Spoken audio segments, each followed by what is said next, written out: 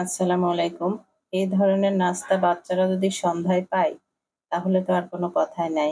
আজ তৈরি করব উইংস দিয়ে বাচ্চাদের খুবই পছন্দের একটি খাবার, রেস্টুরেন্ট স্টাইল ঝাল ঝাল নাগা উইংস। এজন্য আমি এখানে ১ কেজি পরিমাণ উইংস নিয়েছি এবং খুব ভালোভাবে পরিষ্কার করে।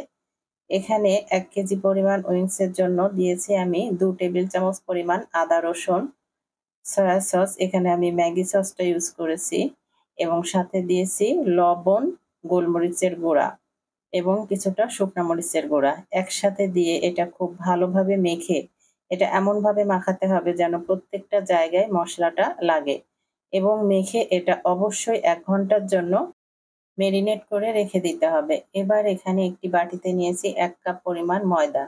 ময়দার সাথে দিয়েছি ১ চা চামচ মরিচের গুঁড়া এবং সামান্য লবণ। এই ২ টা মসলা দিলেই যথেষ্ট। এখানে এত ফ্লেভারফুল হবে এই সামান্য মসলাতেই।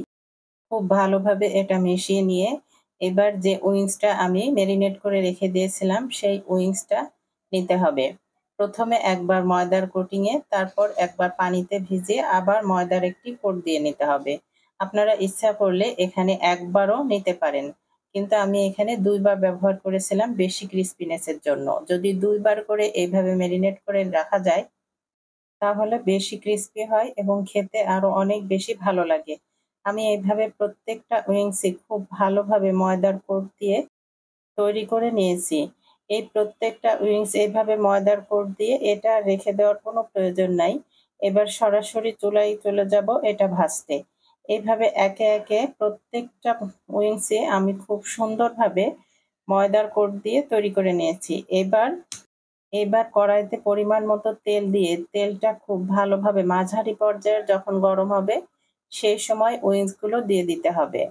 এটা অনেক বেশি গরম কিংবা অনেক ঠান্ডা অবস্থায় দেওয়া যাবে না। যদি মাঝারি গরম অবস্থায় আপনারা দেন তাহলে এটি ভালো ক্রিস্পি হবে। কিন্তু একদম লাল লাল করে পুড়িয়ে ফেলা যাবে না। মাঝারি আঁচে প্রত্যেকটা উইংস খুব ভালোভাবে একটু সময় নিয়ে ভেজে নিতে হবে।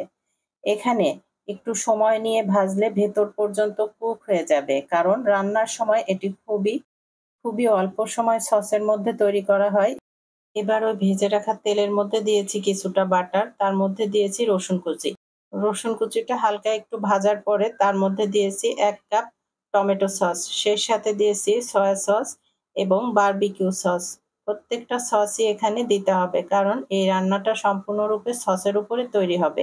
এর মধ্যে দিয়েছি সামান্য পরিমাণ চিনি এবং শুকনা মরিচ ফাঁকি করা। এবার এই সসের মধ্যে সম্পূর্ণ উইংস গুলি খুব ভালোভাবে ছটে করে নিতে হবে। এবার শুধু এনজয় করার পালা। আল্লাহ হাফেজ।